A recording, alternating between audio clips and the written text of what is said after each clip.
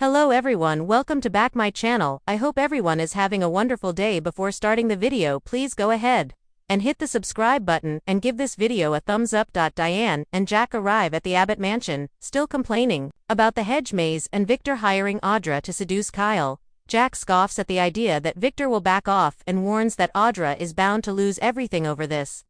Diane, knowing of what she speaks, says a woman with nothing left to lose is dangerous. Billy appears as Jack and Diane discuss plots and schemes. Diane skedaddles so he and Jack can talk. Billy informs Jack that it's time they end their business relationship.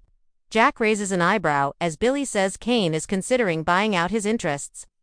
Momentarily forgetting his brother's penchant for risk-taking, Jack says he can't imagine why Billy would place his future in Kane's hands.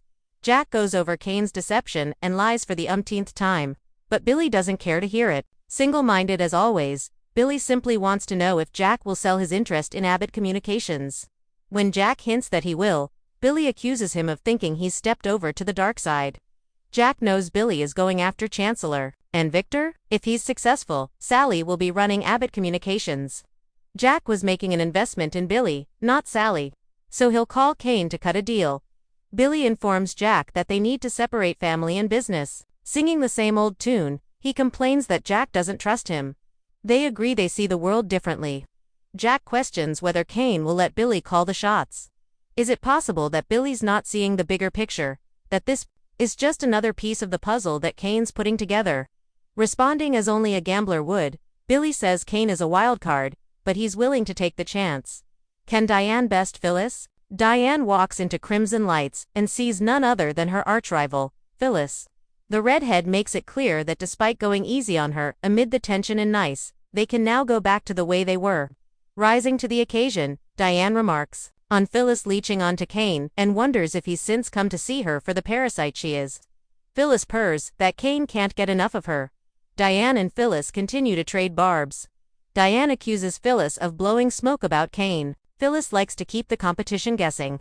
Diane scoffs, please, and points out Phyllis stepped over to dead bodies to make a deal. Phyllis tries to shame Diane by saying she saw Damien die and that Chance was a good man who dated her daughter. To insinuate that she's unmoved by their deaths is insulting. This launches a debate on whether or not Kane is to blame for the homicides. Without a hint of self-awareness, Diane gripes about Kane deceiving everyone for the past 6 years. Phyllis gawps, Diane, seriously? How many years did you deceive your family and friends, pretending to be dead? Diane takes this on board, but hits back that Phyllis faked her death as well. Jack's wife sniffs that Phyllis and Kane are cut from the same cloth. It's no surprise they're getting into bed together, in the park. Tessa is trying to figure out what Arya wants to do when who else but Daniel shows up to, undoubtedly save the day. Tessa introduces him to the child as her friend, and he pulls a packet of gummies out of his bag. This does the trick. Daniel notices they're both out of sorts, and Tessa admits she's practically a single mom since Mariah left. The visits are hard. Does he have anything in his bag to make her smile? Unsurprisingly, he thinks he does, as they sit on a picnic blanket together. Daniel tries to get Tessa to see animal shapes in the clouds. Once she's sufficiently distracted from her problems, Daniel ruminates on keeping your kids smiling, even when it's the last thing you want to do. Tessa confesses she's been crying herself to sleep, so Daniel gives her some more uplifting advice. Finally, in a move that will surprise no one who sees where this is headed, Tessa places her hand on Daniel's arm and tells him he's kind and gentle and makes others feel safe. Talk turns to napping and Daniel's upcoming guitar lesson. He tells her he has a surprise for her. Tessa replies that she needs this lesson more than he does. As is wont to happen on soaps, he blurts, "It's a date," and then awkwardly backtracks. Tessa asks him to come with her and Arya somewhere first, at Crimson Lights. Diane warns Phyllis about becoming Kane's next casualty as Daniel arrives with Tessa and Arya. Diane rants that she leave Phyllis to give her positive spin on the murders and nice as she walks out to the patio. Daniel raises an eyebrow, and Tessa decides she should leave them to catch up. Phyllis asks to go somewhere else so they can't be spied on and glares at Diane as they exit. Once alone, Tessa gets flustered after a call about a staffing issue at work and drops something on the floor. Diane steps in to help and they end up having a heart-to-heart. Diane pulls out a pack of crayons that she carries for Harrison, and Tessa remarks on the guardian angels she's had today. Diane assures her she's doing the best she can for Arya, and that's enough. Should Phyllis be spilling Kane's secret at society? Daniel's vaguely disappointed to hear that international man of mystery, Aristotle Dumas, is Kane Ashby. Phyllis enthuses that he's moving back to Genoa City and bringing his empire with him. Leaning forward, Red swears her son to secrecy before whispering conspiratorially about Kane's plot to acquire all the major companies in town. Daniel's skeptical, given his mom is short on details. Phyllis mutters about NDAs and such. Daniel's scared to ask why she's the one keeping Kane's secrets. His mother intones, "I'm the one that's going to help him do it."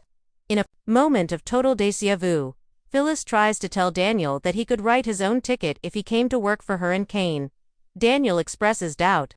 Though he's glad his mother has found someone to match her ambitions, that enthusiasm goes by the wayside, however, when he learns that none other than Billy is also involved in the plan. Phyllis assures Daniel that Kane is just using Billy. For what? She can't say, but Kane respects her and what she brings to the table. He likes the way I think. Scarfing down a croissant, Daniel warns his mother to use caution. Billy appears, and declares it may be time to throw caution to the wind. On Crimson Light's patio, Jack updates Diane that Billy seems to want him to stick him around. Though he doesn't know why, but his brother is determined to throw in with Kane. Diane tells him Phyllis is putting all her trust in Kane as well. Jack sees red flags all around. Diane reminds Jack he told her earlier that he might be willing to throw in with Kane. Jack admits he'd do a deal with the devil if it meant sticking it to Victor Newman. Jack worries that if Kane buys him out, Billy will be in a very vulnerable position. He can't help but wonder what Jill would make of all this. We'd like to know too. Jack warns Diane that if Billy aligns himself with Kane, there may be no turning back for the brothers professionally. Inside, Tessa uses Diane's crayons to draw a picture of Mariah, separate from a drawing of her and Arya. She tells the child that Mariah loves them and they can't forget that. She explains that even mommy's hearts get boo-boos and they lose patience, but they still love you. Still at society.